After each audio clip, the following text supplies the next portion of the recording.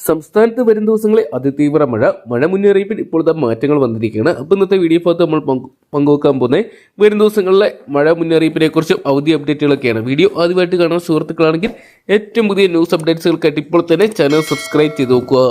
സംസ്ഥാനത്ത് മഴ മുന്നറിയിപ്പിൽ മാറ്റങ്ങൾ വന്നിട്ടുണ്ട്. കണ്ണൂർ, കാസർഗോഡ് ജില്ലകളിൽ ഇന്നും ഓറഞ്ച് അലർട്ടാണ്. ഇന്നു മുതൽ അടുത്ത 4 ദിവസങ്ങളിൽ വിവിധ ജില്ലകളിൽ അതിശക്തമായിട്ടുള്ള മഴയ്ക്ക് സാധ്യതയെന്നാണ് കാലാവസ്ഥാ വകുപ്പ് അറിയിച്ചിരിക്കുന്നത്.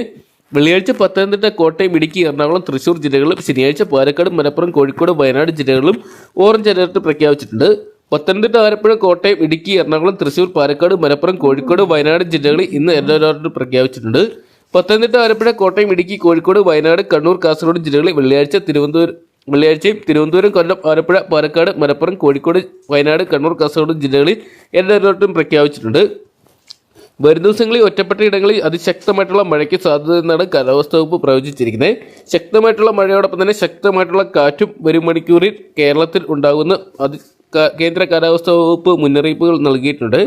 നിലവിൽ വെള്ളിയാഴ്ച ദിവസം മഴ സംബന്ധിച്ചുള്ള അവധി അപ്ഡേറ്റുകളൊന്നും ഇതുവരെ ലഭ്യമായിട്ടില്ല. എന്തൊക്കെയാണ് വരും മണിക്കൂറിൽ മഴ ശക്തമായാൽ കൂടുതൽ ജില്ലകളിൽ അവധി പ്രഖ്യാപിക്കാനുള്ള സാധ്യതകൾ ഏറെയാണ്. നിരവധി ജില്ലകളിൽ ഇതിനോട് തന്നെ വെള്ളക്കെട്ട് രൂക്ഷമായിട്ട് വരുന്നുണ്ട്. ആലപ്പുഴ പോലത്തെ ജില്ലകളിൽ അവധി പ്രഖ്യാപിക്കാനുള്ള സാധ്യതകൾ ഏറെയാണ്. എന്തൊക്കെയാണ് കാത്തിരിക്കാൻ കളക്ടറുടെ ഒഫീഷ്യൽ അറിയിപ്പിനായിട്ട്.